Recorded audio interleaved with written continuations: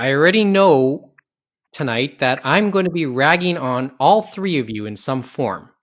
Why me? We'll find a reason later.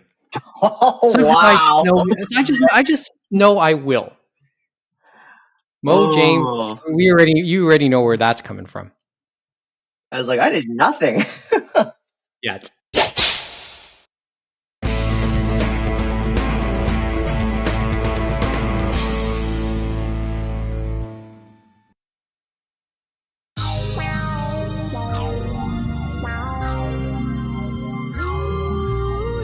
The opinions expressed in the following are those of its participants and do not necessarily reflect those of the producers and the Six Talk Podcast Network. Also, the following contains mature material and mild language, which may not be suitable for all audiences.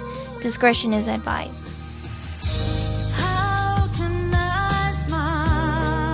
And the audio show is on the air for this Saturday night, November 27th, 2020. This is episode 29 of the Anime Roundtable Canada version 2.0. If you have any questions or comments, let us know. Heavens knows it lets us know you exist. AnimeRoundtable@gmail.com is our email address. We're on Twitter and Instagram at Anime Roundtable. AnimeRoundtable.com is our show archive and show notes. And please, if you're listening, we're looking for reviews wherever you get your podcasts.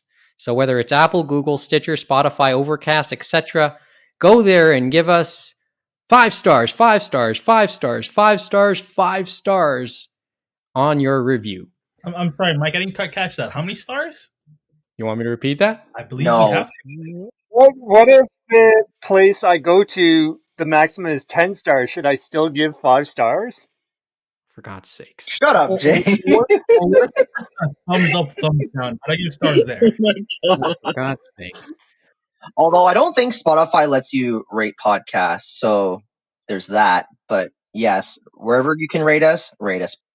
Good evening and a belated happy Thanksgiving if you're in the U.S. From the 6 Point Studio in the Toronto West End, Mike Nicolas here, joined as usual by James Austin, Kevin Ng, and Mohamed Sharmarke somewhere over there. Where do we start tonight? Oh, okay. Well, let's give the COVID update, shouldn't we? We've started doing that, I think, every single time we've done an episode in the last number of months. Hopefully things are going okay wherever you are, relatively speaking. I know that this second wave has been... What's the best word we can use? Harrowing. Difficult? Sad. Shit show? We know it wasn't going to be easy, but unfortunately, it turned out probably even worse than we thought in our minds, right? And we probably were starting from a low bar to begin with. Mm-hmm. I mean, did we really expect anything to this is foreseen, right? I mean, I feel like everyone knew back in April that Wave 2 was going to happen in the late fall, early winter, right? I feel like this is a surprise. Well, You'd be surprised, Mohamed. No, but seriously, who in August, July, September was like, oh man, we beat COVID, it's all good, it's all cheery, and then this happened as a surprise. This isn't a surprise. People should have known. You underestimate society. We underestimate history, too. Remember what I said a couple weeks ago? History often states that second waves tend to be stronger than the first. More deadly, definitely. But most people don't pay attention in history class. Yeah, well, sometimes you want to make history, not be history, right? Yep. But I was thinking, too, of Thanksgiving in Canada in October. And that was kind of the start, as we want to say, of the second wave almost. And people were out saying, okay, let's slow down on the family gatherings, be different about it. But after 2 weeks later, we got a big bump after that. And it was funny, as you mentioned, American Thanksgiving that happened this week. There was an article in the New York Times saying, we have proof positive that we probably shouldn't be gathering together for Thanksgiving from Canada a month before. And there were still people down south saying, well, why don't we see what happens after Thanksgiving? and they're even worse off than us. Let's just look at Florida. I guess Florida, Texas. That should be like the watermark. I guess the bar for society. I mean, I feel like if you're doing just look at Florida and Texas and their mobile freezer morgues going around town to town picking up dead COVID bodies. I feel like if you've reached that level of like ignorance or blindness to this disease, then like you kind of deserve it. The funny part is, I think in the week leading up to U.S. Thanksgiving, epidemiologists and health experts were pleading with people. Well, we've been looking at Canada as a shining example of how to handle it. Look at how they handled Thanksgiving. And we thought they handled it well, and we're going into our Thanksgiving, which is even more, right? Really? They looked at us? They looked at used us? that line. They used that was a line Yep. some used. And it was also in the New York Times. Remember, they had the New York Times article and stuff like that. That was a major article, as I said before. But they still had some people in certain states saying, well, we'll wait and see what happens. Like, come on. They should have looked at Taiwan. Or more like it's my business. They should have looked at New Zealand or Taiwan or South Korea rather than us. Come on. We don't have. I don't know if there's a comparable there. I mean, yeah, probably. Because if you look at New Zealand and Australia, remember, they're islands, so it's a lot more easier to keep people out. Moreover, I was also thinking, is there a holiday? No, they're super strict in Australia. Like, if you're crossing provincial borders, you have to quarantine. That's a line. Here in the Greater Toronto area, we are now in day 6 of a lockdown for Toronto and Peel region, which encompasses the western suburbs of Toronto, which is where James and Kevin are. The lockdown is set to be 28 days, so that'll end just before Christmas. And they're probably going to extend. I doubt it, yeah. With no guarantees that it'll be lifted at that point. So it's a minimum 28 days. I'm calling it now. No one's gonna leave this lockdown until like mid-March. We maybe we'll get March break. Maybe we'll get St. Patrick's Day. How about that? I feel like St. Patrick's Day is the mark we should. I think we're going an anniversary here. Other immediate areas, the surrounding areas, York and Durham regions, which is to the north and east of here, they're not in lockdown. They are in what's referred to as red zone, which is a lot of the GTA. Yeah, they went red. So the big difference is Toronto and Peel, they cannot have dine-in. They cannot open their malls, only essential businesses. That's another story. I know that. York can open malls to some degree. Dine-in to some degree, though they have those to some degrees with limits, of course. Although those limits are only as good as their enforcement. Tickets have been issued. There's also big news this week because of if you're in Toronto, you already know the story of the Adamson Barbecue restaurant, which is actually about less than 10 minutes from the 6 Point studio here. Let's leave it at that. Let's leave it at that for now. That's another story altogether. Rather not give that man more publicity than he needs. I mean, I feel like the guy got a bum rap, right? I mean, he's a small business owner. He deserves the freedom to do what he wants to do, right? Everyone's Let's talk about something else. Well, it's a little bit complicated, let's just say. I get the whole small business thing, but it's not about small business. Now let's talk about something else. Well, if you want to talk fairness, just remember there's a lot of things about 2020 that aren't fair. Dude, that is so true. But on that note, and while we're on the whole lockdowns and COVID thing, James, Moh, you two have a lot of explaining to do today. What are you talking about? Although I'm glad to hear you escaped from London. Well, we went through to London, which is in yellow, and there's some green around there too. So do you want to know how many OPP roadblocks we had to break through to get there? Well, let's let's back up for a couple seconds here and start to explain this. So last Friday, there was a limited movie run of the first two Fate Stay Heaven's Field movies, right? Yes. And they had a few in Ontario, but there was the closest one, interesting for that one before I think they moved to another stage, was Barrie was showing that double feature, which was Yes. interesting. And And- that's even closer to the Toronto area, of course. And Mo, you went to see that? Almost. You mentioned you. I almost did. I actually bought a ticket for it too. I was like gonna go, and then I just didn't. Oh, geez. I don't think I could sit that long through that double bill. That would be a little intense. I mean, Yeah, just to back up for a second from our own experience, James. Like, you've seen Heaven's Field 2 twice now, because you saw it during its original theater run, and you saw it at IFF last year, right? With me. And I saw the first movie in theaters as well when it came over. Okay, so you're already familiar with it. This week, or beginning Friday, last night, the third movie in that series was in theaters here in this area. And obviously there was a limited run, and obviously you can't see it here in Toronto and the immediate surrounding area, but there were options if you were willing to take the drive. So, and James and Mohamed did. The hell.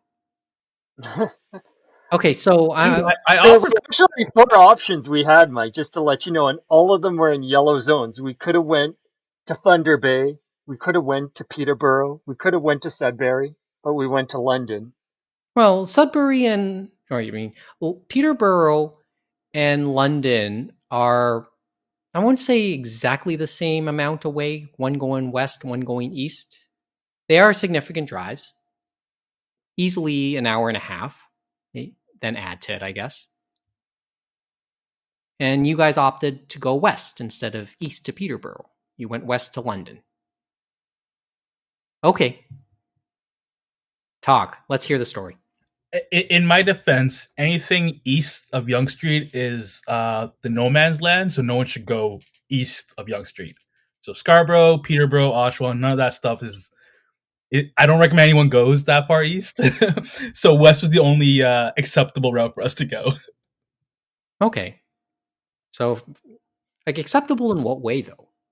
I don't know. It's just... what's wrong with going east? Like, I've been to Peterborough. It's a sleepy little town. And you survived? Like, I have nothing really against it. It's just, I found it a little bit on the sleepy side, but I have really nothing bad to say about it. It's a very charming small town. Okay, so tell us about the harrowing journey. James, you want to kick it off? Well, let's see. Mohamed was very nice enough to carpool and stuff like that, and we definitely were masked up the whole time, as we should have been. It was a very smooth ride along the 401, which is a major artery in Ontario. It's like sometimes you'll have traffic, but there was no traffic at all. It was a beautiful sunny day, and as Mo said when we were at, I think it was after we left the one gas station, there was like a wall of clouds. We saw this wall of clouds and then one little cloud over that. It was kind of like that beautiful moment there as we were driving down the highway and stuff like that, since all the trees lost their leaves. I will say this: the drive was very scenic. If anyone's looking to kill 2 hours, just drive west, and you'll find some scenic driving there. And we also had Will Wheaton serenading us with, I think, Ready Player 2, which you had on the stereo there. So that was. You have the audiobook? Yeah, I got the book and the audiobook. I'm a big Ernest Cline fan. His book is pretty good. We're about a couple of chapters in. It's very on the nose with a lot of current pop culture stuff. Oh boy! So, Will Wheaton did the audiobook for this? Yep, he did the Ready Player 1 as well, and he did Ready Player 2. Why am I not surprised? We had some moments where we had a little chuckle, didn't we, Mo? Oh my god! While we were listening to it. The moment where they spoke about the sword Sword Art Online. Oh man, that was good. Lots of geek references as usual. So much. Max Headroom, Hitchhiker's Guide to the Galaxy. They talk about Back to the Hikimori for a Future. second. It was good. There was a good bit in there about Japan's population issue, and then at the same time, America's just terribleism. But yeah, it's good. It's a good book. People should read it. Well, that's another story altogether. Okay, so what is this? I heard something about roadblocks. No, there were no roadblocks. It's like, No, so they are not setting up roadblocks between areas. They They are should. trusting us as human beings to do the right thing. And you guys went to go see a movie.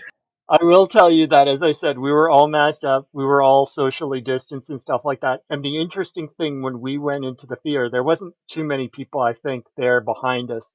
But when we went in, unlike when me and Kevin went to the Lupin movie, and I'm not sure if it happened to Mo when he went to Courtney Park for a cure, Nope, but this didn't happen time, there. Didn't happen there. but this time they took down our name and our phone number for contact tracing and stuff like that. And they actually had it all, like, everyone going in was going in one way, everyone going out was going out one way. It wasn't like a free for all. Like when me and Kevin went in, there was no like way to, like, it was all open. You know what I mean? Like they were trying. They were really trying with the social distancing and the mask. I will knock them pretty heavily, James, as you remember, in the washrooms. So we're supposed to wash our hands, because that's the thing to do. It'd be nice if their sinks worked. That'd be good, to wash hands. But We only had one working sink, and we were confused. Like, we're trying to get this water out of the sink, and it just wasn't going for us until we found only one working. That's an issue. That's a big right issue. now. That's a big issue. The ironic thing, though, I'll tell you, of all the cineplexes I've been in, and mostly I go to the Winston Churchill one, this one had reclining chairs, and I've never gotten the experience of reclining chairs at an anime movie, so that was kind of a nice perk. It was very nice. Okay, so let's talk about how many people were there. Like when we talked about this a few days ago, James, you said you were looking at the seating chart to that point and said not too much. Yeah, there wasn't too much. It was at 11:25 in the morning showing. So if people were going up, it's like a lot of people aren't morning people and stuff like that. It looked like the later in the day they were getting more people, and there was definitely more people on the first day yesterday. They actually had a sold out on one of the shows, I believe. Oof. So that one, you got to make sure you're in the right seat. This one, there was no one in the row but me and Mohamed, and I want to say maybe 10 at the most of people behind us and stuff like that. There wasn't way less than 10. I think probably even less than that, but I could maybe 8. Yeah, and they were all very spread out, and everyone had a mask on. So exactly, like as far as like protocols and COVID related stuff, like everyone was super far apart. Me and James had a whole row to ourselves. The closest person was like 2 rows back, and even then, with the reclining seats, the rows are kind of like much bigger because they're reclining seats. So it's like distance wise. Plus, people don't notice, but the theaters, like the air gets circulated in there relatively quickly. You get new air in there like every few minutes. So if there was COVID in that room, it was quickly sucked out and new fresh air was brought in. So in theory, I feel like in theory, yes. But I feel like no, I felt safe and comfortable. I mean, wore a mask the entire time. Opted not to go with popcorn and drinks and stuff, but yeah, it worked. I felt safe when I watched Lupin with James. It's like a mission now going to see a movie, I guess, during these times. Like if you're gonna see a movie, it's like going to get groceries. Like you want to do the least amount of you want to spend the least amount of time there as possible. Like it's not there to enjoy yourself. Well, that's a fair point. But I will say though, like if I had been in a theater where, example, it was full, the one thing I question and stuff like that is on the Cineplex website, they say after the movie is done, you should go row by row of people getting out in an orderly fashion and stuff like that, and making sure that it's timed. And when you have the number of people, which wasn't that many, it's easy to do that. But I was just thinking to myself, I wonder how the heck they did that the night before when they had a full theater if everyone actually came to their seat. You know what I mean? Well, I don't think Because they did. it's They not couldn't like have. they have. I'm not sure the staff would actually really come in and guide them through that. It's like I think it's just everyone for themselves do the right thing. Quick thought. Okay, you said that there would have been a sold out screening yesterday. What's the capacity of the theater? 35. 35? Yep. Oh, sorry, no. 35 plus 6, so 41. So around 40. Yeah. One. Like It's a that would have been the big theater. capacity in terms of, well, Actually, for I was social distancing. looking now, Mike. There's only 11 theaters in Canada that are showing Fate's Day and stuff like that. So, Can you list them? Yep. List all I'll 11 that are showing Fate's Day, Heaven's Feel 3. So yeah, I Or was you can looking. So pop that you were too. right there, Mo. It was 40 seats is the amount they would have. One sec. We got I Thunder Bay, Sudbury, London, Peterborough, Saskatoon for some reason, Regina, Edmonton, Chinook. Yep. Got a couple French markets. Chinook is Calgary. Mount Pearl. That's Newfoundland. And I believe the first one was So two in Clare. Edmonton actually. That's interesting. Yeah, yeah. Two. Aren't they like spiking in Edmonton? I thought the cases were pretty high up there. Well, supposedly, you know that Chinook one. I think that's near the Chinook Center, and they were having concerns about a lot of people went shopping on Black Friday there. So that was a big one that was concerned. But yeah, it seems Saskatchewan, they have two there, as you said, and then Oklamakit. I'm not sure if that's in Quebec or if that's somewhere out west. It could be actually out west. So there isn't that many. So how many in Ontario again? 4. 4. The London, So, Peterborough, Thunder Bay, Sudbury. okay. So 11 theaters. Because So remember, there's, GTA had a lot, I believe, usually when they've done anime movies. if they had it, yeah, there'd be a couple more. I could think of 3 that would have likely had it based on what I know other movies would have had, like Promari. Courtney Park, I would have thought Young Dundas Square.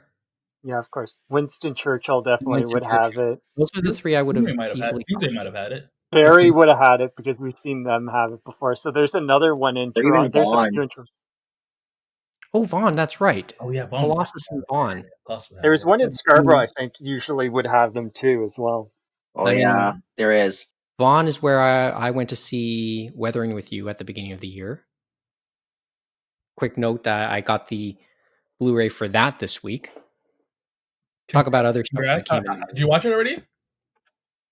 No. Well, I watched it in the theater, yes. I mean, I haven't watched the Blu-ray with all the features and stuff. I'll take a look. You know what's the funny part about that? I haven't broken the seal on that. And I haven't broken the seal on Your Name either. They're both sitting beside each other sealed here on my shelf. And you should never break those seals ever. That's the thing, right, Kevin? I shouldn't break the seals. Hey, I should, or at least, let's just say I'll pause for thought before I do that. There are other things in the queue I would want to watch, and maybe we'll talk about that a bit later in the episode. So should we actually talk about the movie that we actually went to see because we were How much Yeah. should we pause for a spoiler alert or not? Oh, Well, yeah. I guess I should ask Mo, do you think Senpai noticed Sakura? Because that was a theme. Oh God. Oh man. As well, oh man, the fight scenes were great. Animation was great as always. They did have an interview before the movie, and that was with the actress who played Sakura and then the actor who played Emiya. So they So had let a me.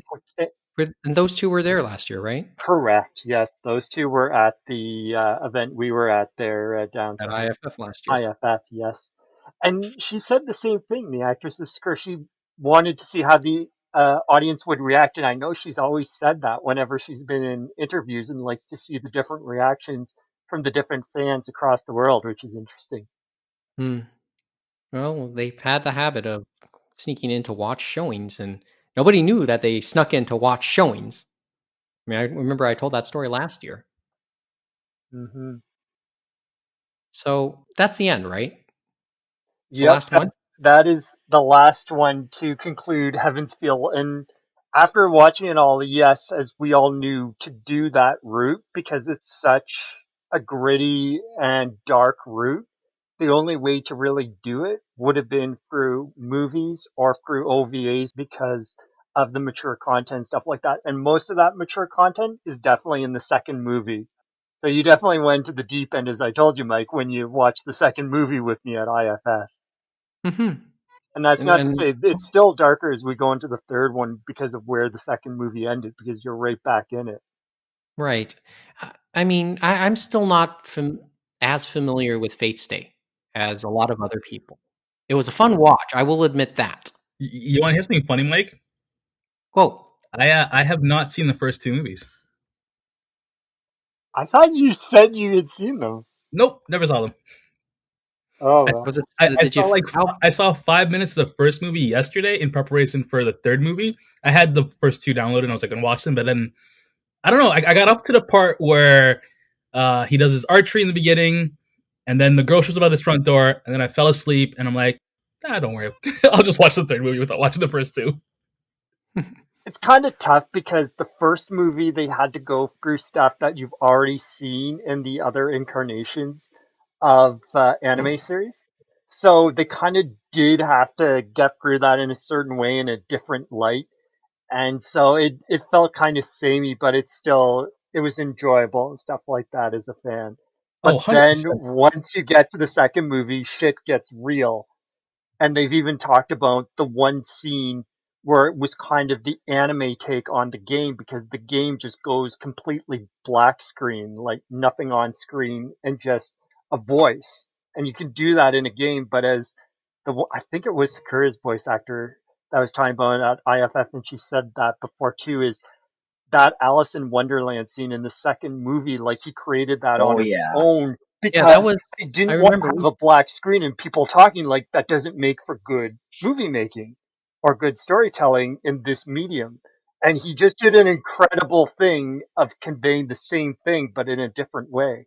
That scene was crazy.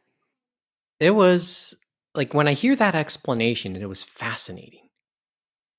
If you want to see black screen, to some degree, Eva had it. Hmm. So yeah, you had to be a little creative. You can't be.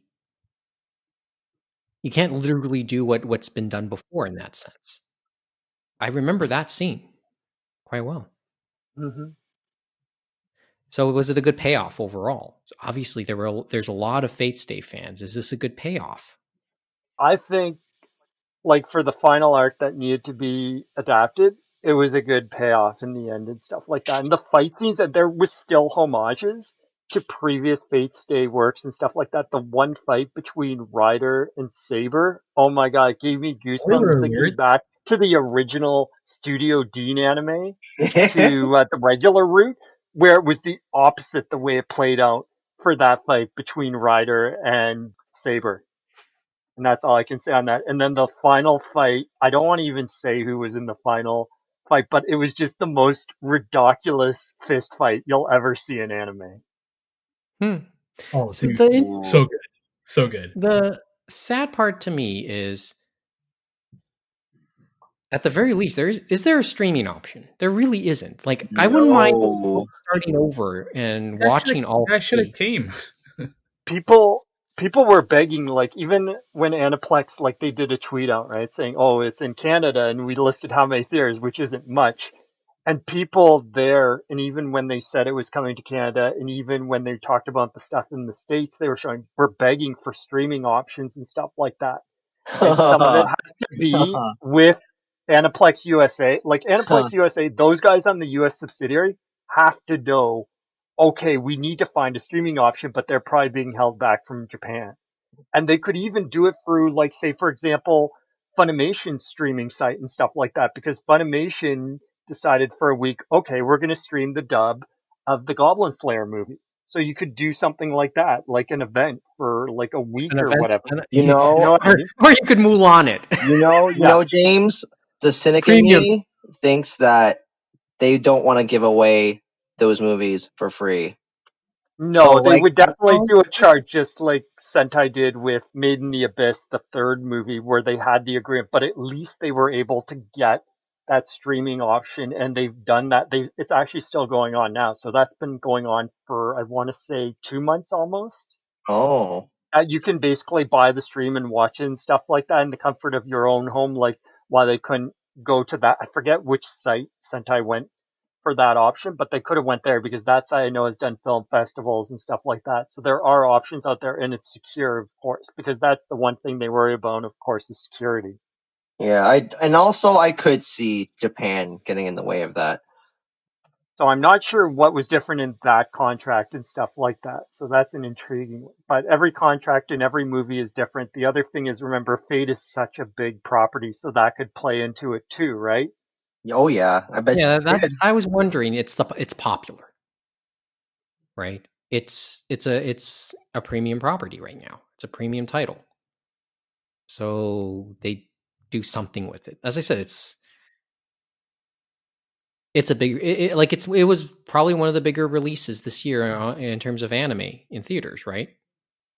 Yep, correct. At least Yeah. for us, it was. In Japan, it's like they've had a few big ones. So they had that one, which got delayed and it was done a few months ago. Then they had the last Violet Evergarden movie from Kyoan, and that was a few months ago. And who knows if that'll make it over to here as a theatrical release, because they did that for the other special, but I doubt it. It'll probably be Netflix, because Netflix has done the other Violet Evergarden movies, and then later down the road, Funimation will release, I guess, a Blu-ray of that, just like they're doing for the series and the special later on in December.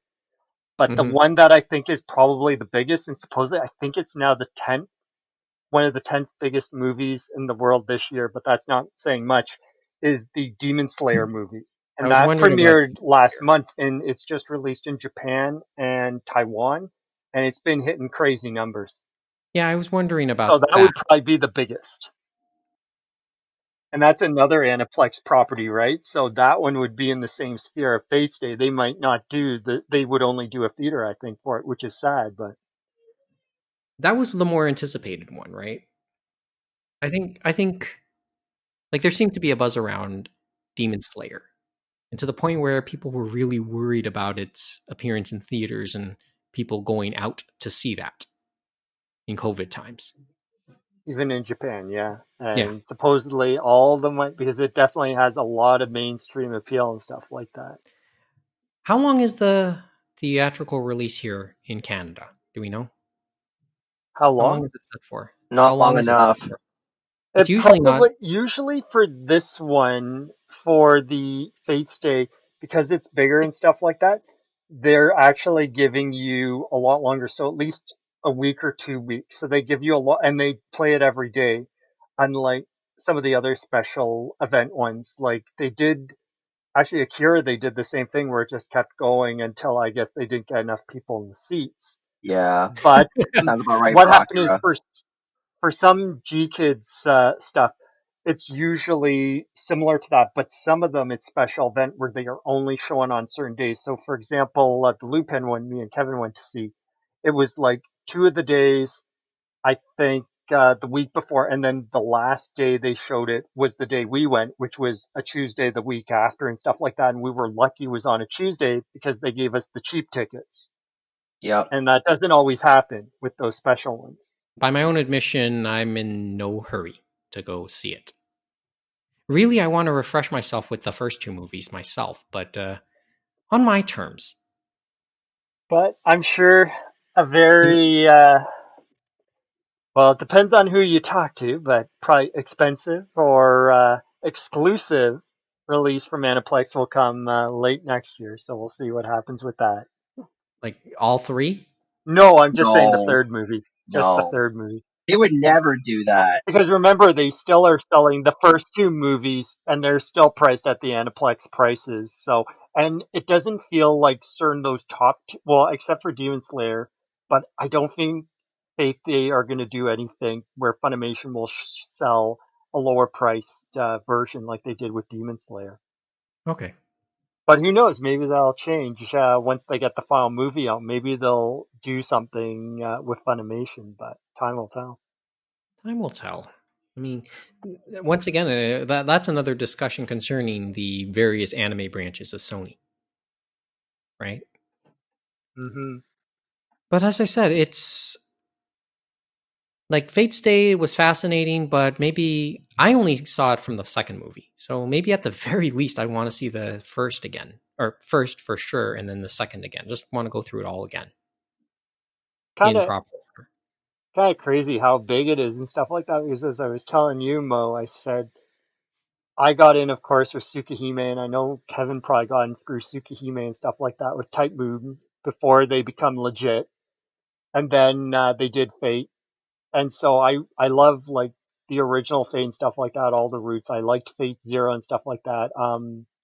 And I like there was the other one with Ryder's Master from the original Fate Zero, his spin-off. I like that. But the other ones, like I know the one that was the mobile game, people love that one, but I wasn't too much into it. But they have so many spin-offs and stuff like that. It's kind of intense, to say the least.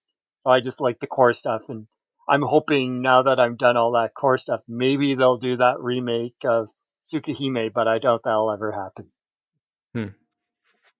Remake of Tsukihime? What are you talking about, James? There's no Tsukihime anime. They'd just be making one from scratch. Fans of Tsukihime hate the anime so much that they do not acknowledge its existence. Oh, that type of stuff. Okay. Tells you where I am, right?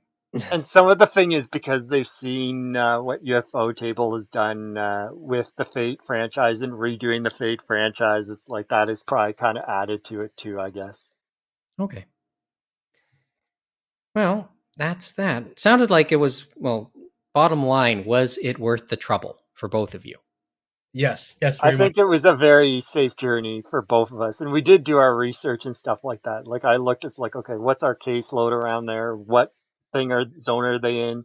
Are we going to be socially distanced enough? How many people are in that theater and stuff like that? It's like making sure everyone's masked up and stuff like that. So Plus, the movie was really nice. I'm sure we'll know the real results in a couple weeks. Wow. Oh, bro, come on. can't Let's believe you're engraving my tombstone already, Mike. Man. How long? I'd like to think it's decades away and well after whenever I end up going. So when did you guys get back? Like 3-ish, 3:30ish. So this was like a Okay. morning trip, and then you got back early early Yeah, to mid. because we left around 9. Well, you left earlier, of course, but from my place, I think we must have left 9:15. around a quarter after 9 or something like that. This was a day 9:20. trip. This Yeah, was a day trip. and It we was actually managed to make it to the theater, I think, about 15 10 minutes minutes. to 10 minutes early. So we actually made the exact amount of time that Mo's navigation said we would make for that, which was kind that's of pretty good. funny. Just, Like just, we were hitting green lights and everything. just a Yeah. You guys pro stayed in tip London. to everyone. Never doubt Google. Google's always right. It will always be right. Kind of like the It monolith. depends. Yeah, Google's always right. Like the monolith in Utah, right? It depends. I'm Hasn't sure always there been were right for like me. cameras and I don't know, drones out front making sure that the path was clear for us. How it knew. Where do Yeah. you guys eat in London? Google knows all. We didn't eat at London at all. We weren't doing anything like that. Just Did go you see the forget Nice. movie, come back. Quick in and out, right? No, so no stopping for Whoa. White Castle sliders or anything like that. No sliders. No, man, come Didn't on. you guys get hungry? I mean, yo, Eat before. yeah, come on. Food. Yeah, I Hey, had a breakfast and stuff like that before and stuff like that. yeah, man. Mo had Like, some water and a snack, which I graciously accepted, and we had that after the movie, and then we went back. So yeah, we this got to is as plan much these as things out. It's like like it this is can't be how. like it used to, where you had a bite to eat afterwards, right? So And to be Yeah. fair, I think that was prudent. I thought that was good. That was a rational thing to do, Oh yeah, especially in these yeah. times. This is not like you just want to like this is a get in, watch, get out type scenario, I think. Oh yeah, absolutely. I mean, there were certain movies. I think I mentioned to you, Mike. The other thing we saw in the Twitter feeds when they were announcing these movies earlier in the month is there was one person from Quebec that said they would go all the way to the GTA or whatever movie theater had just to see this movie. So that tells you how many people wanted to see this movie. Well, his option was either going to Newfoundland or Peterborough. Oh, I don't think he'd be able to go to Newfoundland because remember they basically they are Oh that no, there's EI are out of there's the Atlantic bubble. They are not letting anyone. well, it's not really, yeah. Although that's kind of bursting too. That's another story altogether. Anyway, let's take the break. When we get back, not really bullets again, but we do have a variety of stuff to talk about, including some follow-ups on things that have been mentioned past episodes. Curious to know what they are? Well, come on back. Stay tuned. That's when the Anime Roundtable continues on the Six Talk Podcast Network.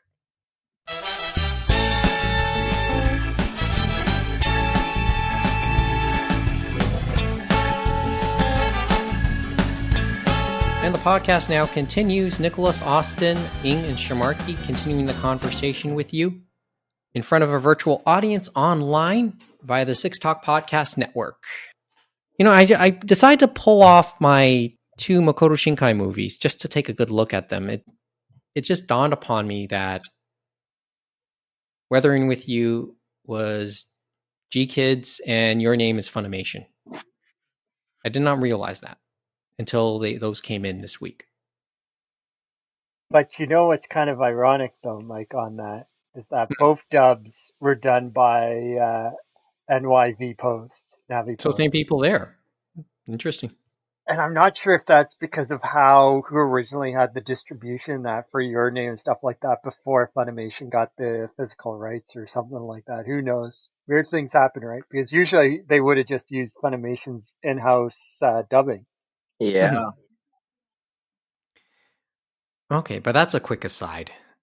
Oh, okay. Let me really get started with this. If you have noticed, we didn't put a promo in this week's episode.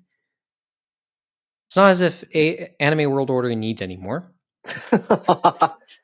And our good friends at Skeleton House, you'll hear their promo again sooner or later. I mean, Mike, they can definitely use our 3 listeners, right? Right. Because it would probably double theirs. Look. Wow. Rude. My point being, we're always up for promos from other anime podcasts, so we'll probably either be scouring for them, or if you are a podcast who wants to promote this show, promote your show to our 3 listeners, drop us a line. The other thing I want to mention is we made this joke a couple weeks ago that our theme music is widely available. It's a stock piece of music that's within GarageBand and can be used anywhere. And it is used just about anywhere. We found out that the popular Bob McCowan podcast now uses that piece of music as its theme as well. So I've mentioned in the past that I do want to find a new piece of intro music for this podcast. So I'm just going to put that out there now that we are looking for a new theme song. If anybody can point us in the right direction, let us know. Or if you think you can do it, let us know as well. Okay. On the topic of going to London, James and Moh. You know what? We never mentioned which London we went to. Oh, we know. Come on. We mentioned it. I'm pretty sure it was London, England, because didn't you know Moh has a submersible vehicle? Oh, yeah. No, but see, the thing is that there was no way you would have driven to London with the time you left at. And on top of that, you would have had to go through the Atlantic provinces, all things being equal. No, we just would have went in Lake Ontario through St. Lawrence and gone out to sea. Yeah. You know, I do have that portal in the back of my closet that takes us to anywhere in the world. So we could have used that. What are you, Doraemon? Oh boy, that's good. Well, all jokes aside, since you were in London, on the topic of being in London, Ontario, in my right hand is a copy of the Moonstone Diadem, Angela O'Hara's Kickstarter project did reach its backers over the last week or so. My copy I got on Thursday. Or was it Friday? I think it was Friday. James, I know you told me that your copy came in last week. So mine are very early. I don't know how that happened, but she was doing it in batches, remember? Yes. Mo, I saw your name in the thank yous for it. When did you get your copy? Good question. You don't remember? I remember it's a blur. 2020 Yep. is a blur. I get it. I can't remember. It was this week, last week, or the week before that. You don't remember? Okay, let's say last week. Fine, you got it already. Kevin, when did you get yours? Kevin, when did you get yours? Kevin? Kevin? Kevin? I didn't buy it. See, I knew I could get on your case for at least one thing this week. Huh. Angela, take names. I think she did. Didn't she take names already? She put them in the back of the Yeah. Well, they're all listed. I briefly took mine out just to thumb through it. It feels nice. Dude, that smell? Yeah. No, the printing, the quality and everything. She got some great people, as she had mentioned, to work with it. And I think the printer was out of Quebec in Montreal or something like that, so they did a good job. It smelled like one of those freshly printed books. It just smelled good. I mean, that's the only thing Mo could say. Yeah. I can't say too much else. I haven't read through it yet. It looks really nice, Angela. Congratulations. Thank you. Thanks for the autograph, too. I really hope people get the chance to give this a good look. And I think, Mike, that people can still buy any extra copies off her personal site. I believe she said she was going to make it available and stuff like that. Yeah, so she did mention that in her tweets. And on her Facebook, I will put a link to that in the show notes. So congratulations again, Angela. All right, where do we go this week? Where else can we go right now? Oh, yes. Okay, well, I guess this is almost becoming a episodic thing. Oh, the Death Watch. Yes, let's talk about that. Yes, the Death Watch. So two notable names, at least to us, of note. If I went through the Anime News Network headlines, there's still more there. Mainly in Japan, names right now that are kind of lost on me, but I know that the big one for most North American fans over the last couple weeks is Kirby Morrow, who passed away. Dude, sad stuff, man. Sad stuff. Okay, we keep mentioning that English voices have grown their own following over the last decade and plus in time. For better or worse, we make that joke all the time. Vic. Like I said, for better or worse.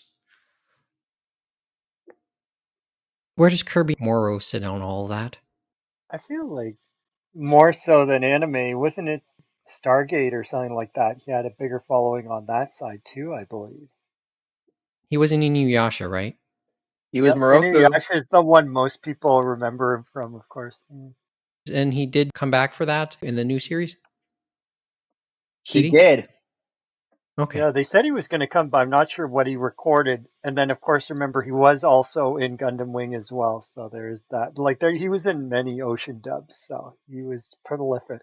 The original cast of Inuyasha, for the most part, were only in episode 1 because episode 1 is actually an adaptation of like an epilogue chapter or like a spin-off chapter of sorts that Rumiko Takahashi drew after the conclusion of Inuyasha, if I have my facts straight. Okay. So I get that. And I think a couple other characters do show up partway in the series, but for the most part, the main cast does not show up again. All right. I'm just looking up the further information. Kirby Morrow died on November 18th, so a little more than a week ago. He was 47. Yeah, and man, sad stuff. He was in a bunch of he's from Vancouver, right? So he's in a bunch of those Ocean dubs and stuff. But I remember him from X-Men Evolution and stuff. He was in a bunch of stuff, man. Yeah, and the Moro family has had it tough because, according to Wikipedia, and I guess we'll take Wikipedia's word for it, his father had died a little over a week before. So, as I said, I know he had a following, and his more dedicated fans are taking it, fairly hard.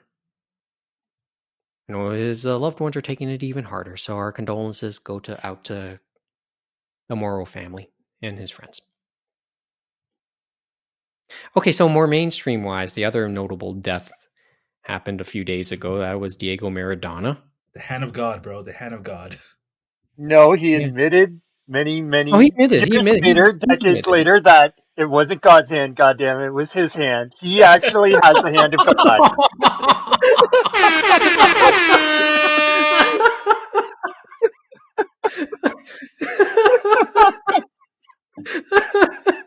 Spoken like a true Englishman, James. If we had replay back then, I tell you, it would be a mortal hand they saw, not God's hand.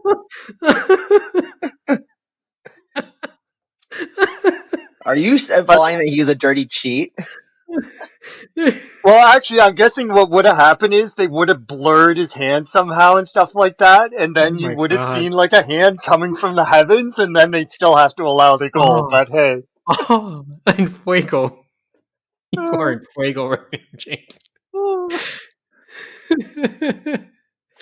That's kind of reminiscent of when all I can say is we'll be dead before we see England actually win a World Cup, but we still have hope one day. I don't know why, Sure, but we'll play it again. this reminds me of when the Japanese government had to announce that, like, that no, we're not actually like the gods or whatever. I don't know. Like, I remember when they had to make that announcement in the 80s. Was it the 80s? I don't remember. When? Oh, was it when the new emperor came in? Yeah. When Hirohito passed away? That was in, I think, 89. Or something like that. They pretty much had to. I'm pretty fuzzy on the story, but it's more or less saying like, no, we're not gods, pretty much. Or I don't know. Oh, But I thought that basically was when he was it when Hirohito surrendered? yeah, that's what I was thinking. I thought it was basically when they surrendered and stuff like that. And that was like one of the first times the Japanese people actually heard the emperor. You know what I mean? Because it wasn't like any other monarchies where they were using radio, they were using things to communicate with the people. There was still that disconnect. And MacArthur and them basically sent Hirohito out so the people could see him and stuff like that. And that had never really happened before. And that was kind of to debunk that myth that he was a god and so on and so forth. Okay, that part of it I remember correctly then. Like, I mean, if memory serves me right about the way Hirohito's death was announced, and this was, I had to look this up. It was in January of 89. It was very simply done. Just a simple title card announcement, I think, put on NHK. That's what I read. And it was just a very simple announcement. But the Maradona one was a little bit more. Well, I mean, I only got it just like how we seem to find out about everything else, notifications on the phone. But I don't know how the announcement was. It's funny. I grew up, or I was born in Italy in the 80s when Maradona was playing for Napoli. And I remember going to as a child. Okay, I don't remember going as a child, but I do remember being told the story of being taken to a game as a child and how it was a sold out crowd and he was like the most beloved person because I lived in a small town in Naples. And yeah, it was a big heartbreak. I mean, my uncle loved Maradona. My family loves Maradona. It's very sad. Mm-hmm. See, the one memory, I don't have too many memories of Maradona. It's very blurry about 86. I just knew that Argentina won it, and I saw the odd game on TV. Steve Armitage from CBC CBC had the rights, and of course, 86 was also when Canada was there. And he called the games there. But I don't have any real memories. My real memories begin with 1990 when it was in Italy and the whole Argentina thing. And Argentina got to the final there. And I know that Maradona put up a big stand telling Naples to choose between its country or its man. And that was the beginning of the end for his time at Napoli, basically. Especially after Argentina beat Italy in that game and eliminated him. And let's not forget the whole the scandal with his son. Oh. I'll go quickly, just quickly. Oh, he had a kid out of wedlock, took it to court, denied the whole thing. They did a DNA test to prove it was his son, even though he still denied it. For many years, he denied having a son, and then, his son became not a famous footballer, but played for Italy, and it's just funny. It's one of those things where, like, there was a lot of stories like that with Maradona. 100%. He must have had yeah. And I also get it that a lot of commentators, especially on the day he died, I think Jeff Blair mentioned it, and so have many others, I'm pretty sure, that the 2 goals he scored in that quarterfinal game against England, James, basically encapsulate Maradona. Because yes, there's the hand of God goal. But then there's that other incredible goal, and that was an incredible goal. That was an incredible goal. Where he just shredded them, yeah. Mm-hmm. So that's basically Maradona in a nutshell. And I'd say that's a good way to put it. Because, yeah, this guy had his issues. And in many respects, he was blessed to get as far as he did. Because a lot of people thought he would have died much sooner. Much, much sooner. Yeah, he had a major drug problem. He had some major issues. But he stayed as long as he could have. I think it was great that he got to 60, considering all that had happened. Yeah, man. R.I.P. Maradona. So who's next up on the Death Watch? Okay, well, Mo, what's your prediction? I mean, last episode I did say the Queen was going to die, and I still crossing fingers that she dies before the end of the year. Oh my god! Oh my god! But the new addition to my list this week is Michael J. Fox has officially quit acting because of his Parkinson's, and I'm pretty sure that he might kick the bucket anytime now. I know this is kind of harsh and whatnot, but like, I'm pretty sure he's going to die. Kind of. I mean, the problem is we are taping this at the last couple days of November. We have a month to go. And I'm guaranteeing you, man, next episode, he's going to be dead. And you guys will all be like, what? How did you know?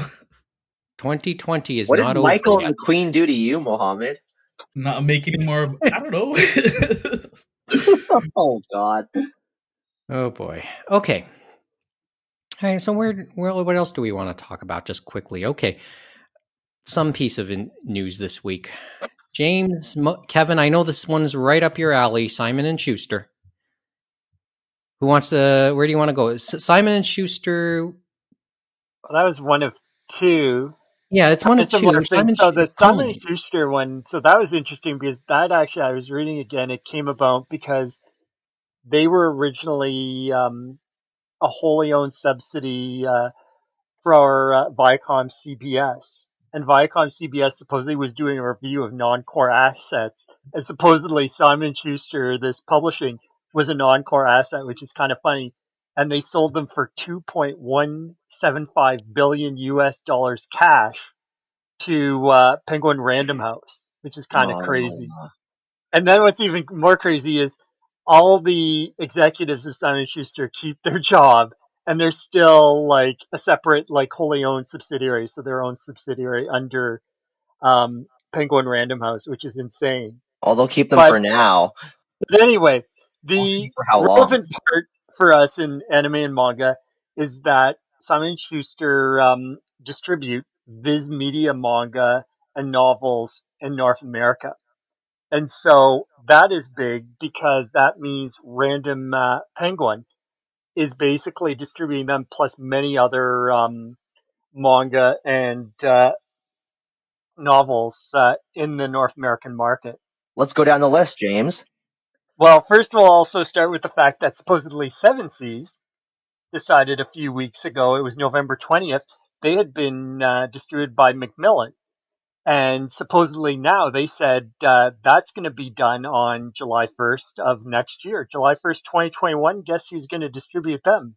Penguin Random When House. Random House.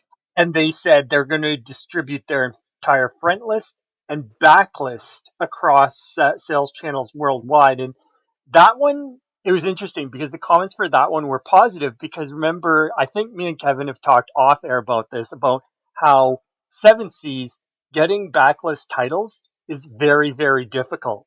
Basically, Yes. you're in a secondary market and you're paying ridiculous prices. So everyone's like, Oh yeah. oh my God, they're going to Yeah. give us some of those backlist titles and stuff like that physically and we'll get them at reasonable prices. So you would think, okay, maybe that makes sense and that'll be great. But it may not quite work out that way. And I know Ed Chavez from Dempa was Yes. tweeting about this, and he was talking about, as we know, or maybe not everyone knows, Random Penguin House. Basically, it used to be Penguin House and Random House. Sorry, Penguin and then Random House. But when Yes. they went together, they've basically formed a mega monopoly for distributing physical books and stuff like that. So now they distribute Kodansha, Square Enix, Seven Seas next year, Viz next year if the sale goes through, and Vertical. Yeah. And that's Vertical basically being part of most Kodansha. of the major market for North American English manga and novels. Now, Yen Press is still under Hachette. Dempa, J Novel, and One Piece manga are still under other distributors and stuff like that. But we'll see how it goes. But This the also reason, presumably excludes small pubs like Udon and Drawn Quarterly because they're pretty niche in their own right. yeah, those ones I think they're being distributed through bookstores because you know how Diamond, they do all the comic books and stores and stuff like that. They sometimes do some stuff to bookstores. And so I believe they do it through bookstores for those ones, for like Dark Horse, for Udon and stuff like that. And maybe those small publishers might be through them too. I don't know. But most of it, when we're talking about this, is going through the bookstores. And remember, that's a big channel, as we said, for that part of the industry, for manga and for novels. Because remember, when Borders closed up, that was a big shock to them and stuff like that. And it's still a big part of their business. Even It's why on the I other. don't have a complete set of Strawberry 100%. Yep. Well, I don't think this sale's going to make the chances of us getting that any better. Let's put it that way. No, it will not. But it's interesting. So the thing is, after they talked about this Simon and Schuster acquisition and how we're going to have so many of these manga publishers under one umbrella, and it's only In terms the of main umbrella, they said the problem is, and Chavez had been talking about it, is that when they go to these bookstores, right, to pitch what books to sell and stuff like that, there's going to be fewer marketing people being at that table. So less variety of books and things being pitched at those meetings because there's going to be less of them, fewer people. And the other thing is they're going to focus on what they think is going to sell and what they hope to sell. Exactly. And so I don't think we're high on the list for some of our titles. You know what I mean? So. And that's a big problem because it means that those titles that don't have that push are just going to have to fend for themselves, proverbially speaking. And if there's a surprise hit amongst those lesser titles, it would get harder to buy those titles sooner than you'd think. so basically, you have to get them day of. Maybe Yeah, not and day of, but you have to sooner actually better than pre-order later. them. It's always best to pre-order. They But always keep on saying if you pre-order, then they know that there's a demand and stuff like that. They've always been saying pre-order, pre-order, pre-order. And in this case, unlike the video game industry for certain things, yeah, you may want to pre-order to show that there is a viable market. I saw it firsthand at Indigo when I pre-ordered Drops of God through them. What happened? I would pre-order from a specific store, and they'd get an extra 1 or 2 copies. And that's usually the case. If they see some more, then they'll say, hey, we'll have an extra one just in case, because if these people want, then maybe we'll have another one we can sell. You know what I mean? So Yep. that always works out. The other thing on this news, which is kind of interesting and made me think, was on the digital side, because remember, even Kodansha and stuff like that, they have digital only titles that they go Hmm. to, like Amazon and to Apple and Probably Kindle and Comixology. all of Yeah. them. Yeah. And the thing that it makes me think is everyone's like, well, it doesn't really matter because they can always go digital and all this other stuff. But the issue kind of with that, and I keep on rolling in my head, is some of these markets and stuff like that, and I think of Apple and Amazon sometimes, is they have their own quote unquote ethics code in around mature content and stuff like that. And they could just put things in their tracks, you know what I mean, and say, we're not going to distribute this through our channels and that because we think it's inappropriate and stuff like that. And that Isn't has happened Apple before. usually a sticking point? Isn't this usually a sticking point for Apple? Yeah, it can be definitely with them and stuff like that. But it in the future, you never know how it holds with other players in the game, right? And So speaking of it's mature content, that was part of the reason why Seven Seas switched to Penguin Random House, because from what I recall from listening to Manga Machinations, uh, one of the sticking points was that getting Ghost Ship titles into stores was a lot harder because Macmillan wasn't willing to distribute those. interesting. I didn't know that. I knew that it was hard getting some of the Ghost Ship stuff, but I figured, okay, maybe they did the separate lines so that they could show a differentiation and have them. It's like, okay, these are the titles for that. But that's So interesting. yeah, So so yeah, it was that's the harder to human get those element, on the right? shelves. Yeah. Okay. Yeah, that was, I believe it was Morgana Santilli who's one of the hosts of the one of the contributors to the podcast, and now works for Yen Press, who brought that up. Okay. So this is something to keep an eye on for the next little while, for sure. Yeah, remember, kids, monopolies are not a good thing. Unless you're playing Monopoly. Depends That's on the game. debatable. Okay. Well, since we talked about Seven Seas, and that was something we brought up last episode, do we have some follow ups from some of the stuff we talked about last week, James? In terms of Anime Matsuri, I know that had your attention, Kevin, from the Emmy concert. Anything? Nope, forgot. Got Oh, busy, you forgot. forgot. Yeah.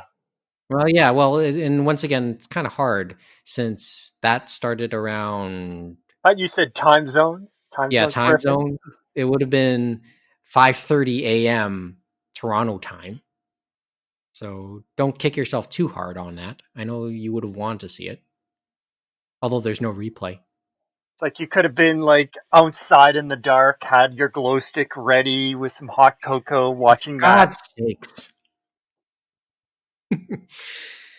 I'll leave Kevin to sulk for a moment. James. Okay, actually, it was funny. So yeah, I watched Anime Matsuri, which was Anime Limited's little convention they had last weekend. So that was on November 21st and 22nd. Now they still have it in archive, but probably, I'm not sure, by the time this episode gets put up, it might not be there. I'm not sure how long they're going to leave that up, but it is available worldwide, excluding Asia and Japan. So Oceania is included, so people over there can watch it. Australia, New Zealand, that. But this time we could actually watch on YouTube because their first one was an issue. Mhm. Okay. But the interesting things of though, I think I said three panels were of interest, Mike. One was the J novel panel, and it wasn't about the announcements. It was interesting about Sam Panansky, and he was talking about the minutia of starting up that and stuff like that again. Because remember, this one, J novel, is his baby for Sam Panansky. This is the first one he used his own money. He put it in, and his neck was on the line because his other ones he was working for a company like the last one, Anime Souls, which was kind of a Yeah. Kickstarter for older anime, was a consortium of Japanese corporations and stuff like that. But this one, he had to start from scratch, his own money, and he's managed to make it a success. So as he said, he started year one. He did all digital and stuff like that, and that allowed him to get the novels out there and stuff like that, and that you release them every week. Then you put them out once you get the full novel out and sell it and stuff like that, and it's worked out quite well. And God bless then that man for putting out then Full Metal after Panic. And then after that, they went and they planned, of course, for this to do physical copies and stuff like that. So they had to take time, obviously, to get those distribution channels set up and stuff like that. And I know Ed Chavez has talked about that because he had to do it again with Dempa. And so it was uphill road, but they were able to get slowly but surely to get those accounts, and they've gotten all the major ones, I think, by now, like with Indigo and the people down south and in England and then Australia, New Zealand.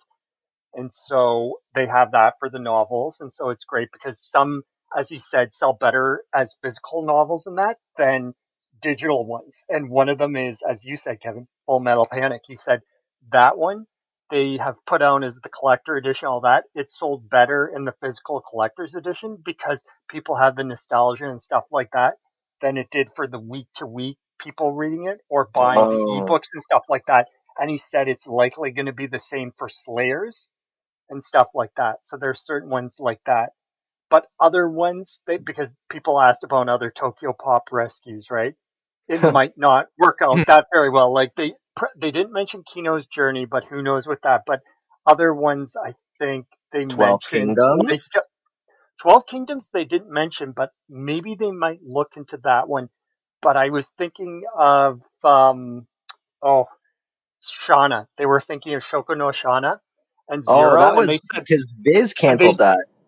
yeah, they said both of those ones for novels they wouldn't be able to do. It's just too long, and the sales wouldn't be there for digital or physical and stuff like that. Well, So Shauna's kind of tough because, I don't think that many people remember Shauna anymore.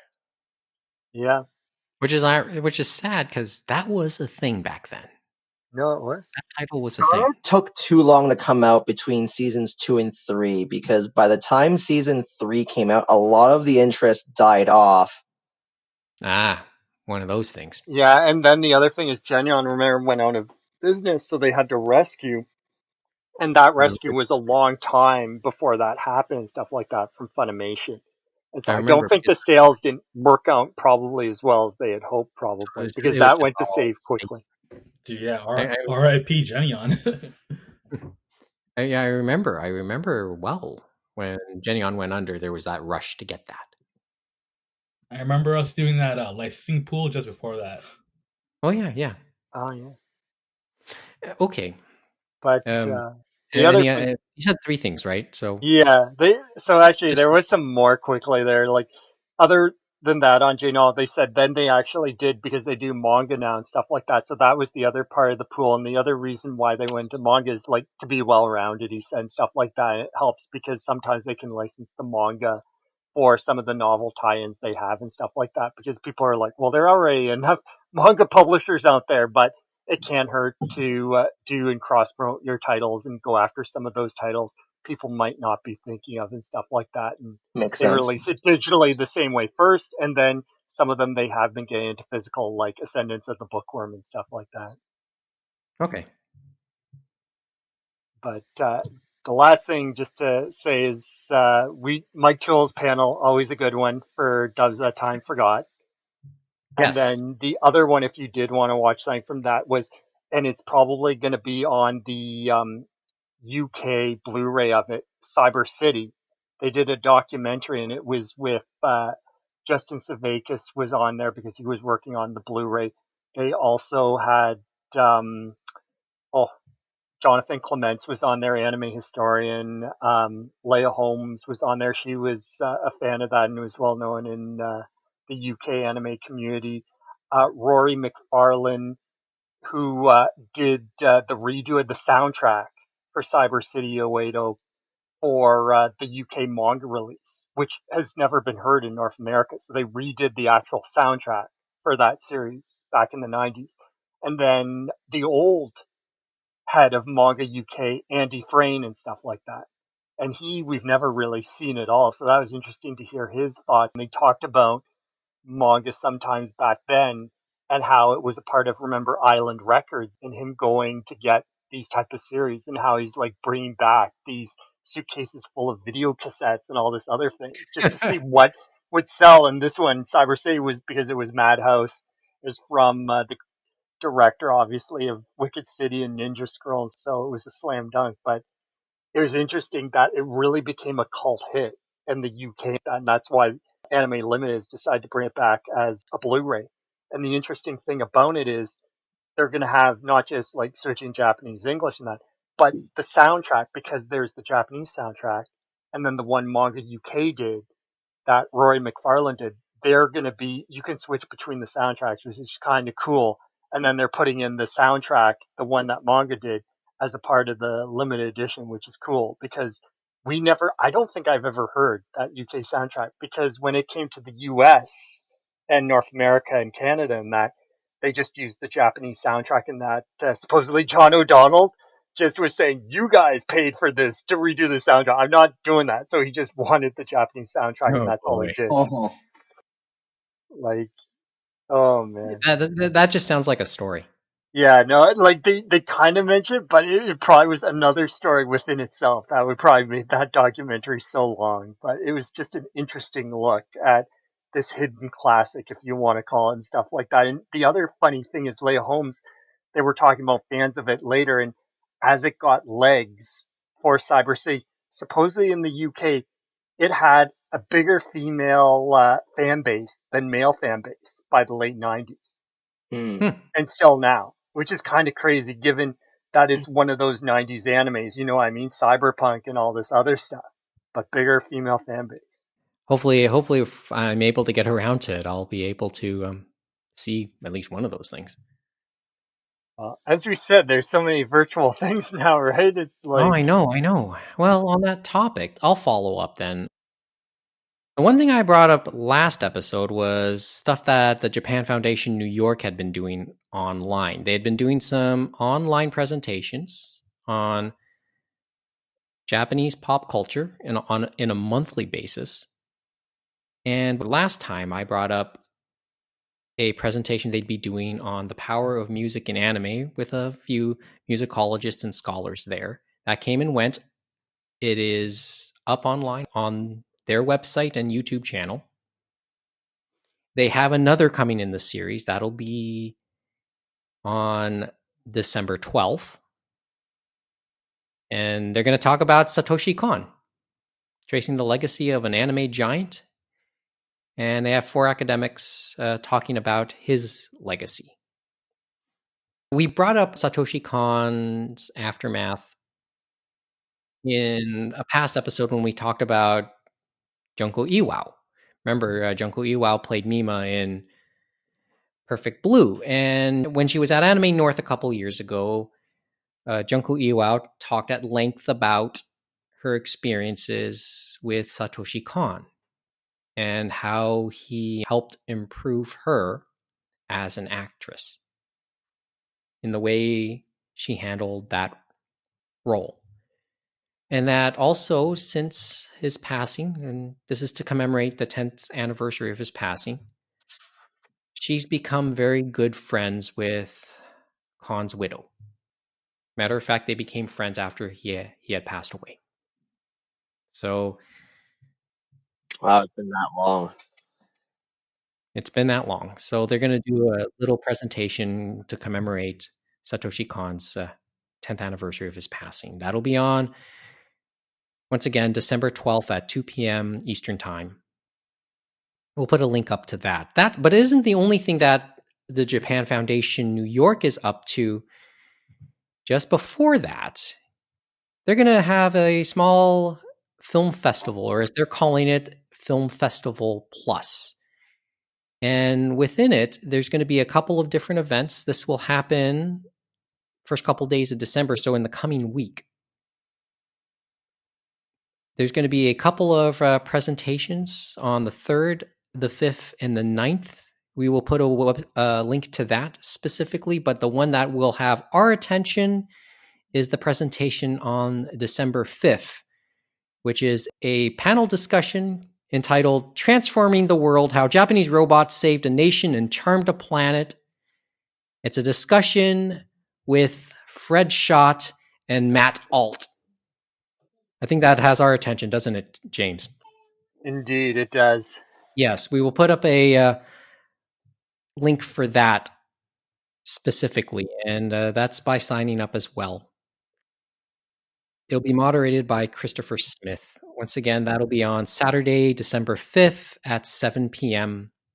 Just have to sign up. On that note, Fred Schott did release a new book this week. I think there are some reviews. My Heart Sutra, I think it's called. There have been a few reviews. Jonathan Clements has reviewed the book, I believe. So if I can find that, I will put that in the show links. But it just dawned upon me that I think the book is in the aftermath of the motorcycle accident that we mentioned he got into late last year. And I think we understand a little bit more about the severity of what happened through the book. So that's worth mentioning. But that's the Japan Foundation New York. What about Toronto, you ask? Well, no one's asking about the Japan Foundation Toronto, but we're going to bring it up anyway because coming up from Thursday, December 10th to Saturday, December 12th, they're doing a small film festival as well. The reason I'm mentioning it is it's free. You can watch them online. They're going to be doing 2 movies. One called The Long Goodbye, which is about a family who has to deal with their father's Alzheimer's disease. So it follows this family over a 7-year period as he, unfortunately, gives way to it. And then the other is a documentary about Koshien, the high school baseball championships, or more specifically, the 100th edition of the high school baseball championship. And it follows a couple teams as they pursued that. This was actually a recommended documentary on ESPN. I've personally been looking for a Canadian way to watch it, and this is going to be it. So that one will be on my personal to watch list. Once again, they'll have that for free between Thursday and Saturday, December 10th to December 12th. All you need to do is just register for it, and then you'll have access to these movies during the 3 days mentioned. So there's my personal recommendations upcoming. Now, on my own personal to watch list, we went at length about Netflix last time about their anime. Do we want to quickly go back to the article, or we'll do that another time? We can. I get the feeling in the couple of weeks since the episode, a lot of people have commented on the article, but they've been more specific about the algorithm. We took another angle. We took the positive route, but others have taken a more cynical look at it, and mainly through the algorithm, Netflix's way of suggesting stuff and knowing what's popular, and in turn using that to, I guess, inform what they're going to make next. Is there anything we want to say about this? Because I don't know. Is there anything that caught your attention there about that? I mean, the algorithm's there to help us, right, Mike? I mean, it's kind of like the monolith. I get it. Yeah. And it's not the be-all, end-all, as we said, because the head of Japan, remember before he was hired, he thought that was mostly how they would do it, but it sounded like it isn't the be-all and end-all, and they are trying to help and get creators together from across the world. But as we said, also that can lead to things that maybe we're not exactly going to feel good about. Like the one thing we talked about, the CGI and stuff like that, I know with Kevin, that like Sedania and stuff like that, if you're doing more things like that, I don't think it's getting really away from the core of what anime is. You know what I mean? And that's what some people worry about. You know what I mean? And I guess that's what. Yes, we do know what you mean. The uniqueness, the Japaneseness. We brought that up, and I guess that's seems to be the concern of those who have commented on the article. That is a concern. You know, if it looked nice, I guess I would give it a pass. But it kind of doesn't. And some of the ones in the more recent one that were taking that route, I think Resident Evil was one, and then there was another video game property, I think, as well, that they were doing something with. But other than that, the ones we talked about were more traditionally anime and stuff like that, and are really things people would want to look for, and I don't think are going to be compromised. Like House Husband, I think hits all the spots for a lot of people across the board. I just like to think there's going to be a bunch of algorithm jokes. You know, the algorithm is all knowing and will beckon you when it's ready. You know what's interesting? Because I was never much of a channel surfer, even when I was watching TV regularly. For me, it was always, I know what I want to watch, so I will just look it up on my own. And if it's on TV, great. And if not, that's what the internet was for. So even with Netflix, I feel like I wouldn't succumb to the whims of the algorithm, so to speak. And I'm not saying this to toot my own horn. That's just how I operate. Your own viewing habits, right? I mean, it's sort of, maybe sometimes that's the generational divide too. I was gonna say it's. I used to have that same argument like a long time ago, where I would be like, ads don't work on me. Ads aren't effective. I mean, if you see the same trailer for the same show, like I don't know if you guys know this show on Netflix called Queen's Gambit. I caved and finally watched it, but like I must have seen 100 different trailers and ads, people talking about this. And anytime you open Netflix, like they push that thing on you. Sooner or later, you're gonna collapse and just watch it. Like that's the whole point of it, right? Because the algorithm will beckon you. Exactly. Just give in, guys. Just let go. I don't know. Like, I'm on YouTube, and YouTube knows that I'm an anime fan because they try and keep on pushing those mobile games like Genshin Impact and whatever. The but algorithm's in the nope, right? I refuse. You don't want to give your phone I number know, I and get it. I see personal those ads. information away, Kevin? I can't believe it. I mean, I get it. I see those ads when I play Fruit Ninja 2 as well. I'll be honest though. I mentioned my Netflix watching over the last couple of weeks, and this is fun. It's strange because I've gotten through a couple of short J dramas, and they're ones from a couple of years ago. Really, I mentioned I was finishing Shinya Shokodo Midnight Diner, or at least the 5th season, and at a point I'll go back and watch the first 3. Because since they're now all there, but that wasn't where my attention was over the last couple of weeks. Over the last 2 weeks, I watched and completed Samurai Gourmet, which was like 2017, about a recent retiree who becomes a foodie, which was really charming, and that's based on a manga. And then I watched The Many Faces of Ito, which was also 2017. If you like those shows like Gossip Girl, that might be worth watching. That's Many Faces. You know they're doing a sequel to that now, right? But they're doing a sequel to Many Faces of Ito. Ito-kun A to E. I meant Gossip Girls. No, Gossip. Wait. So, then it's over for me. Like with the same cast? Oh no! Sorry, not a sequel, a remake with different people. Oh, like what they did with 90210, where they thought, "Hey, we're out of ideas. Let's just redo the same thing over again."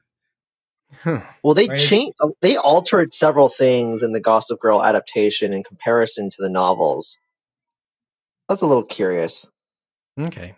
Yeah, I confess to watching the first season of Gossip Girl. Okay. Well, Many Faces of Ito. It's just I'm trying to find a comparable. I'm not totally sure it's fair, but it's funny because it's a Netflix original. So the TV series was a Netflix original. I know that there was a movie, and essentially retells the story but gives another view, which I think was initially available for a bit on Netflix in Canada. It isn't anymore, but it would be available in other regions. Having gone through watching the series, I guess I'd be curious to watch that. But that's another story, I guess. I will say for both, they're not long commitments. The episodes aren't too long. Samurai Gourmet was 12 episodes, but you'd be hard-pressed to see an episode that got over 20 minutes. The episodes did vary in length. Many Faces of Ito was 8 episodes, and the episodes were roughly 23 minutes. And kind of an interesting watch, I have to say. Well, do you want me to give a quick premise of it or not? Or do you care? I'm pretty sure our listeners care. Huh? Listeners would care? Who sure knows? care. Basic premise is it's a jaded romance scriptwriter who years ago had a popular television series, wrote and created, who now has writer's block and is looking for her next big idea. Her producer manager suggests she give advice on romance. And in the process of looking for ideas, she comes across 4 women who tell the story of their involvement with a guy. And the common link is that the guy is named Ito. And as she goes about interviewing them, it becomes like a romance whodunit in a fairly dramatic sense. So each of the girls are nicknamed A, B, C, and D, just for reference. Hence its Japanese nickname, Ito-kun A to E. And guess who E ends up being? So that's I guess a small spoiler as well. And it becomes obvious that each of these girls are talking about the same guy. And through the interviews, we find out how their lives all intersect in some form. It's an intriguing premise, and the execution was. It's not a masterpiece, but it felt like it was an intriguing watch. At least it held my interest through all 8 episodes, so it was a good watch in that sense. No, I hardly would have considered it a waste of time. And how did I end up watching it? Well, it was suggested to me through the algorithm. Oh. It sat in my queue for a long time, and I just thought something quick to watch before I got on to the anime stuff again. And Great Pretender's actually next on the queue, James, just for reference. Oh. And it's actually all there now, so you can watch that in English and in Japanese so I for can all the start arcs. watching So that a little bit. and either is a great watch and stuff like that because they did a very unique way of doing the English dub, kind of like the Japanese, where they're speaking basically where they're located and stuff language-wise. So it isn't just a straight English dub, which is interesting. Okay, see, so maybe I'll watch episodes that way, and we'll see what happens. But that's basically how I've spent the last couple weeks in terms of my watching. But that's sort of been what's in my queue the last couple weeks. Anyway, before we end tonight, you just put up a link. Tony Hsieh. I've heard of this guy. I've heard of this company. I don't know too much about it. What do you want to say about Zappos? Kevin, you wanna hop in here on this? Wait, wasn't he the founder of Zappos? He was. Yes, he turned it from $1 million company to $1 billion company in less than a decade. He redefined customer service as it stands. He's a pretty big dude. Like, it's a big loss. Yeah, he died in a house fire, right? Complications after a house fire. Zappos was known for excellent customer service. He wrote the and book the on prices customer weren't too service. shabby either. Yeah. The only thing is that was it Amazon that bought them out? For $1.2 billion, yes. Yeah, and they were based out of Las Vegas, and they got bought out by Amazon, of course. Yeah, actually, a lot of tributes were Las Vegas-based tributes because he really contributed there. Oh yeah, he was a big staple. You know, I mean, it's just sad that he passed away. It's like I can't say I'm too familiar myself, but Zappos was also known to have a great work culture up until Amazon bought them, and then it slowly deteriorated. But it's still a testament to how, even though you become a big company, like, you can still become a good employer. That kind of sucks to hear. Well, there's another one we can add to that list of 2020, Mohammed. Oh man, you know what we should do? We should have like that breaking news alert. Oh, Breaking God. news: Death Watch. Someone else has died today. Well, this Oh, was announced last night, though. Yeah. This had been a headline last night. Yeah.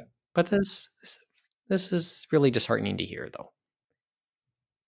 So, anyway, anything else you guys are looking forward to, or should we just end it off tonight? Yeah, we got a couple minutes. Just one thing. One thing. I actually wanted to ask James something quick because I want to go back Okay, to it's the last. I want to go back to the Seven Seas thing quickly.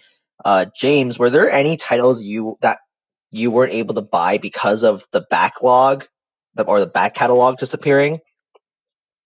There were quite a few. I remember, like, was it remember the farming one? Fiori? Yeah, Biori. Yeah, non Biori. Because I ended up getting into the anime, but the manga, they had started that, I think, either around or before. And I got into it late because I got the anime so cheap and stuff like that. I think I paid $12 for the whole Oh, thing they had released up to that point. And I'm like, oh, Good deal. I might check out the manga and stuff like that.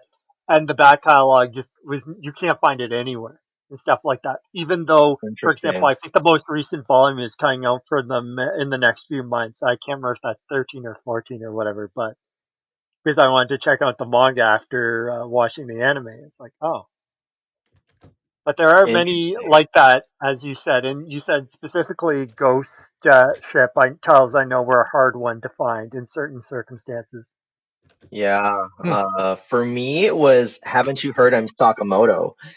Yeah, I you had bought talked about that, and I got that one when it began, so that was no problem for me. But yeah, that went out quickly, didn't it? I bought volumes 1 and 3. Like, I don't know why I bought them out of order. And then the two that went out of print that I needed were volumes 2 and 4, and I was lucky enough to find them locally. And truth be told, they don't go for a lot more. It's just whether or not you can find a good condition copy for a good price. Uh, I'm pretty thankful that that was the only title that took some work for me, because if you're a fan of Freezing or Railgun or Haganai, oh my god, some of those prices are astronomical now. It's just ridiculous. Yeah, there's certain ones, long running ones, and even some of the omnibus ones. I think I have all of Gunslinger Girl, but I happened to take a All peek, that too. and that one has been out of print for a long time, and stuff like that. And that used to be a popular series, and it's such a fun series too. It's Oh good. boy. I kind of regret selling it now. No, that's one I I'll sold keep it, I forever. sold It it was years fun. ago, but I kind of Yes. regret it now. Well, there is such a thing as seller's regret, no doubt. Well, I guess that's about it. Well, Yeah. Mo, is there another movie running you I should be aware of before the end of 2020? Wait, what? Wait, what? Is there another movie run for you? Oh no, no, no, no, I no, no, mean, no. I'm firmly locked. I mean, I'm moving next week, but aside from that, I'm firmly locked in my house for the next 3 months. I mean, I was briefly considering watching Wonder Woman when that comes out, but then I'm like, they're gonna release that on streaming. I'll wait for that. well, yeah, eventually, yes. That's a weird one to talk about, because I think in the US that'll get simultaneous release on HBO Max at the same time as the theatrical release, whereas up here in Canada, you have to wait for the regular theatrical release, and then it'll get to the digitals, Someday. well, in its usual course of time, which is not the way they're doing in the US. No, The no. US is going to fast track for sure. I will say this: Google's having some Black Friday sales on their digital TV shows. So if you guys want to pick up Cow Bebop, season 1 for $9, or Yeah, Wow. that's available. there. So are various seasons of Attack on Titan and even Outlaw Stars listed. Yeah, I've Space seen Dandy's there that, too. like they do anime sales, like on PlayStation Network, on Microsoft, Xbox Live, and stuff like that at certain times. Like especially in May because anime and stuff like that, they do things like that. So, Oh yeah, very very funny well, anime. Whatever Oh. it takes to sell it, as they say. No, let's put up the link. I'll put up a link. And that's probably the best suggestion we can make. Assuming those sales are still going by the time this episode goes up. Well, there's the right stuff sales to whet people's appetites if you're willing to cough up the money to get free shipping, or knowing some people that can pitch in. Or you could go to Sentai and stuff like that. They've been doing their Black Friday sale, and they'll probably have another sale for Christmas. At the moment, they're doing free shipping for Canada at $200. Oh, Okay. Well, for And me, there is special editions available there too. well, at the very least, I got other stuff to keep me occupied. So, but hey, others might be interested. Oh, and I actually wanted to bring up what I was reading before we ended off. Last thing. So I started reading Shonen Junai Gumi today because I wasn't in the mood to finish Twin Speaka because I didn't want to feel depressed. And man, it's so much fun. And for those who don't know, that is the prequel series to GTO. Oh boy. Yep. Yes, that's why I said that's why. And that was the Tokyo Pop one, right? Yes. Yeah. Tokyo Pop. And then remember they had that other GTO Vertical was doing. Oh boy, wow. Yeah. So essentially the because Vertical finished Shonen Junai Gumi, so they published the last 5 volumes. I believe it was a licensing requirement for them to even release 14 Days in Shonen. Yes, I do remember that. Because that's what I thought they released those last ones before they got to 14 Days. Yeah.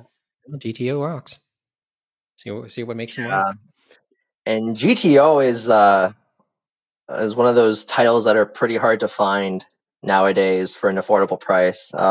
I would love to see that come out again one day, but I don't think it will happen unless a new anime series comes out.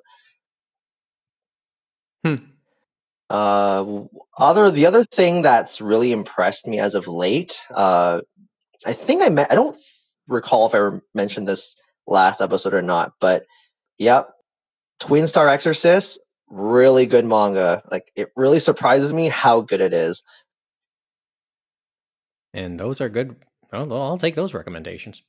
It's interesting because you see these two characters like grow up in the span of like several years, and I just feel like when it comes to suspense, it's surprised me how well executed it is. With the latest chapter that came out a while back, the way that they paced that chapter from like having your happy moments, but then having your suspenseful moments, and then you have an element of mystery to it, which gets resolved by the end of the chapter, but then it leads to what could potentially be a very dire situation for the protagonist and like their association. Like, wow, like I really have to go and read those back catalog chapters at some point, because like I read the first 3 volumes and then I just ended up just starting to read the latest chapter, so I haven't read a whole chunk of it yet, and I'm really wanting to subscribe to Weekly Shonen Jump for a month or 2 just so I can fill in the gap. And that's your recommendation? Yeah. Okay. Can't speak the same for Exorcist, though, or Seraph of the End. Those have been kind of meandering for me, at least. Oh, okay. I guess for me, aside from the obvious, maybe I'll consider taking the shrink wrap off of these Makoto Shinkai DVDs. Yeah, just be careful of your name there, Mike, since that one, it like comes apart like in the middle. Oh yeah, I know. I can see it. I can see it. It was one of those weird ones. I'll just make sure. So you never know, like depending on how I'll make sure I'm sitting on a table as I do it. Anyway, that's it for this episode. Once again, if this is the first time you're listening and have any questions or comments, our contact information is in this file or at the beginning of this episode. Thanks for listening. Join us again for another edition of the Anime Roundtable.